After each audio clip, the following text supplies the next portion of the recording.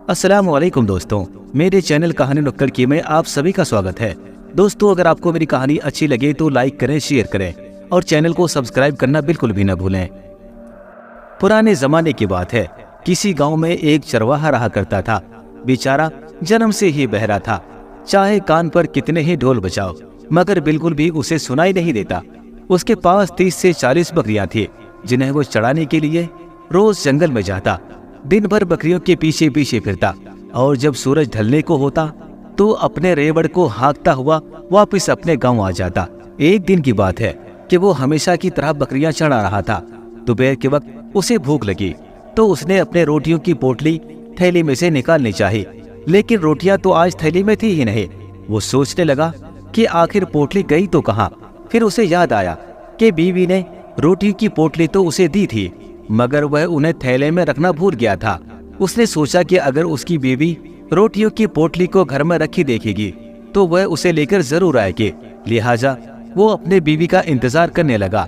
इंतजार करते करते काफी देर हो गई और भूख उसकी इतनी बड़ी कि उससे रहा न गया। इसीलिए उसकी नजर बार बार उम्मीद से गांव को जाने वाले उस रास्ते पर पड़ती थी, ये सोचकर कि शायद उसकी बीवी रोटियां लेकर आ ही रही हो, मगर उसे हर बार मायूसी होना पड़ता। फिर उसने सोचा कि शायद बीवी ने लड़के की हाथ से रोटियां भिजवाई हों, मगर वो भी शायद लड़कों के साथ गली में खेलने लग गया होगा। फिर उसने गुस्से से इधर उधर देखा, किसी को ढूंढने लगा ताकि अगर उसे कोई आदमी दिखे तो वो उसे अपने बकरियों को देखने का कहकर जल्दी से घर जाए और रोटियां खाकर वापस आ जाए। फिर उसने देखा कि एक आदमी पेड़ से नरम नरम पत्ते और शाखाएं काट रहा है, जिसके पास ही एक घोड़ा भी बंधा है। चरवाहा भागता हुआ उसके पास गया और जाकर बोला, भाई तुम्हारी बड़ी मेहरबानी होगी अगर तुम कुछ देर मेरी बकरियों का ध्यान रखो, क्योंकि मुझे बहुत भूख लगी है और मैं अपनी रोटियां आज घर भूल आया हूँ। अब भूख के मारे मेरी जान निकली जा रही है। मैं जल्दी ही आ जाऊंगा, कहीं कोई बकरी इधर उधर ना चली जाए। इसीलिए मैं चाहता हूँ कि तुम मेरी बकरी का देखभाल करो। लेकिन मजे की बात तो ये थी कि वो घोड़े वाला भी बचपन से ही बहरा था उसी की तरह, इसीलिए उसकी एक बात भी उसे सुनाई न दी।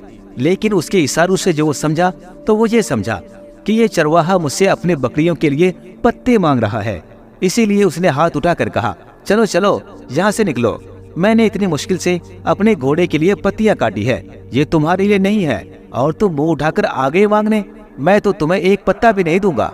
ये कहकर घोड़े वाले ने चरवाहे को वहाँ से जाने का कहा। उसकी एक बात भी चरवाहे को तो समझ में नहीं आई, पर उसने मतलब ये निकाला कि ये कह रहा है, हाँ भाई तुम जाओ, जल्दी खाना खा कर आओ, मैं तुम्हारी बकरियों की देखभाल करूंगा। ये सोचकर चरवाहा भागता हुआ अपने घर की तरफ चल पड़ा और चलते चलते रास्ते में वो ये सोच रहा था कि आज तो अपनी बीवी की खूब खबर लूंगा कि मुझे रोटियां देने क्यों नहीं आई। लेकिन घर पहुंचते ही उसका सारा गुस्सा गायब हो गया, क्योंकि उसकी बीवी पलंग पर पड़ी बुखार से तप रही थी। वो तो बड़ा परेशान हुआ कि वो क्या करे। भागा भागा हकीम साहब के पास गया और दवाइयाँ लेकर आया। वापस आकर जल्दी जल्दी 2-4 रोटियां खाई और गटागट पानी पिया। फिर बीवी को दवाई खिलाकर जंगल की तरफ भाग गया।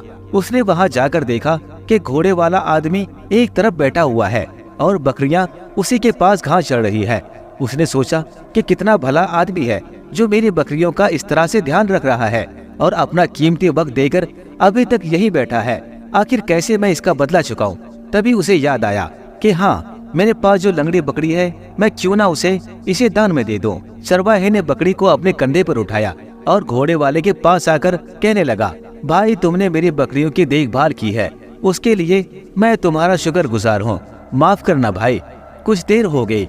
असल में मेरी बीवी बहुत बीमार थी, मैं उसके लिए दवा लेने चला गया था, इसीलिए मुझे देर हो गई। मेरी तरफ से आप इस बकरी को ले लीजिए, मैं खुश होकर तुम्हें ये दे रहा हूँ। घोड़े वाला असल में लकड़हारा था।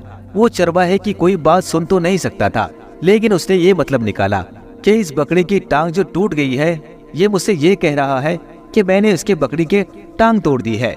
ये समझकर घोड़े वाले को बहुत गुस्सा आया कि तुम और तुम्हारी बकरी जाए भार में, तुम मुझ पर खामखा इल्जाम लगा रहे हो। मैं क्या तुम्हारे बाप का नौकर हूँ जो पहले तो पत्ते मांग रहे थे और अब इस बकरी की टांग टूटने का दोष मुझ पर लगा रहे हो। हट जाओ मेरे सामने से। लेकिन चरवाहा समझा कि ये मुझसे ये कह रहा है कि तुम ये मुझे क्या लंगड़ी बकरी दे रहे हो। अगर तुम्हें बकरी ही देनी है तो ऐसी बकरी दो जो कि दूध दे रही हो। तभी चरवाहे ने कहा, भाई मैं गरीब आदमी हूँ, मेरा तो गुजारा ही इससे चलता है कि मैं बकरियों की दूध बेचता हूँ और मेरा घर चलता है। अगर तुम मुझसे दूध वाली बकरी मांगते हो तो मैं तुम्हें कैसे दे सकता हूँ? सोचो, अगर मैं तुम्हें दूध वाली बकरी दे दूंगा तो मैं अपने परिवार का पेट कैसे पालूंगा? भाई तुम ये बकरी ले लो। तभी घोड़े वाला चिल्लाया, अरे बेवकूफ, भागो यहाँ से, मैंने तुम्हारी बकरी की टांग नहीं तोड़ी है। क्योंकि उसने ये समझा कि अगर तुमने बकरी के टांग की कीमत नहीं दी तो बहुत बुरा होगा। अरे मुझे तुम्हारी बकरी में कोई मतलब नहीं, मुझे तो ये भी नहीं पता कि तुम्हारी बकरी की टांग कैसे टूटी है, मुझे तो ये तक पता नहीं कि तुम्हारी बकरी किस तरफ चढ़ रही है। अब ज्यादा मेरा दिमाग ना खाओ, यहाँ से जाओ वरना मैं तुम्हें मार दूंगा। चरवाहे ने देखा कि लकड़हारे की आंख लाल हो गई है, उसके नथुने फरक रहे हैं, तो वो हैरान हुआ कि इसमें नाराजगी वाली क्या बात है। मैं तो एहसान का बदला चुका रहा हूँ और बदले में इसे बकरी दे रहा हूँ, मैंने तो इससे गाली गलौज भी नहीं की। चरवाहे ने फिर एक बार लकड़हारे को बकरी देनी चाहिए। इस बार लकड़हारे ने आओ देखा ना ताओ उठकर बकरी वाले को एक मुक्का दे मारा। चरवाहे को भी गुस्सा आ गया, उसने भी 2 गुस्से लकड़हारे को लगा दिए। उसके बाद उन दोनों की हाथापाई होने लगी। उन दोनों की लड़ाई देखकर बकरियां में करने लगी, घोड़ा हिनहिनाने लगा। इतने में एक मुसाफिर उधर से अपने घोड़े पर सवार होकर उसी के पास से गुजर रहा था। लकड़हारे और चरवाहे की लड़ाई देखकर वो वहां रुक गया और पूछने लगा, भाई क्या बात हुई है, तुम आखिर क्यों लड़ रहे हो? चरवाहे ने कहा, मैं इस लंगड़ी बकरी को इसे तोहफे के तौर पर दे रहा हूँ क्योंकि इसने कुछ देर तक मेरी बकरियों की रखवाली की थी, मगर ये तो दूध वाली बकरी लेना चाहता है। जब मैंने इनकार किया तो वो मुझसे लड़ने भिड़ने लग गया। ये सुनकर मुसाफिर ने अपने बाएं कान पर हाथ रखा और जोर से बोला, भाई जरा माफ करना, मैं थोड़ा ऊंचा सुनता हूँ, तुम्हारी बात मैंने नहीं सुनी, थोड़ी ऊंची आवाज में दोबारा से कहो। इतने में लकड़हारा भी अपनी सफाई देने लगा। वो समझा कि ये मुसाफिर मुझसे पूछ रहा है कि तुम ही बताओ तुम्हारी लड़ाई किस बात पर हुई है। लकड़हारे ने अपने घोड़े की तरफ इशारा करते हुए कहा, मैं अपने घोड़े को खिलाने के लिए टहनियाँ काट रहा था, तभी ये अपनी बकरियों को चरते छोड़कर पता नहीं कहाँ चला गया था। फिर बहुत देर बाद जब ये वापस आया तो लंगड़ी बकरी को मेरे सामने लाकर कहने लगा कि इसकी टांग मैंने तोड़ी है। अब मैं कब से इसे समझाने की कोशिश कर रहा हूँ कि तुम्हारी बकरी की टांग मैंने नहीं तोड़ी, लेकिन बराबर ये एक ही रट लगा रहा है कि इसकी बकरी की टांग मैंने तोड़ी है। मानता ही नहीं है। मैंने इसे पहले बहुत समझाया, लेकिन कहते हैं ना कि लातों के भूत बातों से नहीं मानते। अब जब मैंने इसकी खूब पिटाई की है तो इसके होश ठिकाने आए हैं। अब आप ही इसे समझाइए। मुसाफिर हैरत से उन दोनों की तरफ देख रहा था क्योंकि उसे उन दोनों की कही गई बात कुछ भी सुनाई नहीं दी थी, क्योंकि वो भी बेचारा उन्हीं की तरह बहरा था। तभी लकड़हारे ने मुसाफिर के घोड़े की तरफ इशारा करके कहा तो घोड़े वाला मुसाफिर ने समझा कि शायद ये मेरे घोड़े के बारे में पूछ रहा है। तो मुसाफिर बोला, हाँ हाँ, ये घोड़ा मेरा नहीं है, मैं तो पैदल ही आ रहा था, मुझे तो ये घोड़ा आवारा फिरता नजर आया, इसीलिए मैंने इसे पकड़ लिया। अगर आप ये कहते हैं कि ये घोड़ा आपका है तो मैं इसे आपके हवाले करता हूँ, उम्मीद है आप मुझे माफ कर देंगे। इतना कहकर मुसाफिर ने अपना घोड़ा वही छोड़ा और वहाँ से भाग गया। उसका ख्याल था कि कहीं घोड़े की चोरी के इल्जाम में ये मुझे दारोगा के पास ना ले जाए। उसे भागता देखकर लकड़हारा और चरवाहा उसके पीछे पीछे दौड़े और कुछ ही देर बाद उसे पकड़कर वापस ले आए। वो उससे कहने लगे कि जब तक तुम हमारा सही फैसला नहीं करोगे हम तुम्हें जाने नहीं देंगे। अभी उन तीनों में तकरार हो ही रही थी कि एक सन्यासी उधर आया जिसने चुप रहने का रोजा रखा था। जब सन्यासी उन तीनों के पास आके खड़ा हुआ तो लकड़हारा और चरवाहे ने अपनी अपनी बात कही। सन्यासी ने उनकी बातों को ध्यान से सुना तो उसे गुस्सा आ गया, क्योंकि वो समझ गया था कि ये तीनों के तीनों बहरे हैं और ये तीनों ही अपने अपने हिसाब से गलत मतलब निकाल रहा है। सन्यासी ने कभी घोड़े वाले की तरफ तो कभी चरवाहे की तरफ शोले भरे आंखों से देखने लगा। सन्यासी की आंखों में गजब का जादू था। वो बार बार उनकी आंखों में आंखें डालकर देख रहा था।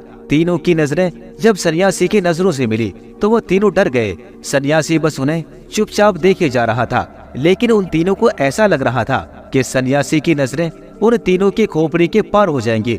अचानक से लकड़हारे ने अपने घोड़े का घास और पत्ते इकट्ठा किया और वहाँ से रफो चक्कर हो गया। चरवाहे ने भी अपनी बकरियां हाकी। मुसाफिर भी अपने घोड़े पर सवार होकर वहाँ से जाना ही अच्छा समझा, लेकिन सन्यासी उन्हें देखता रहा और मुस्कुराता रहा कि ये तीनों अपनी मनगढ़ंत कहानी की वजह से आपस में कब से लड़ रहे थे। मैंने तो इन्हें एक शब्द भी नहीं कहा, लेकिन ये तीनों के तीनों यहाँ से चले गए। दोस्तों, इसीलिए कहते हैं कि हमेशा बोलना ही अच्छा नहीं होता, कभी कभी चुप रहना और सुनना ही अच्छा होता है। दोस्तों, अगर आपको मेरी कहानी अच्छी लगे तो लाइक करें, शेयर करें और चैनल को सब्सक्राइब करना बिल्कुल भी न भूलें।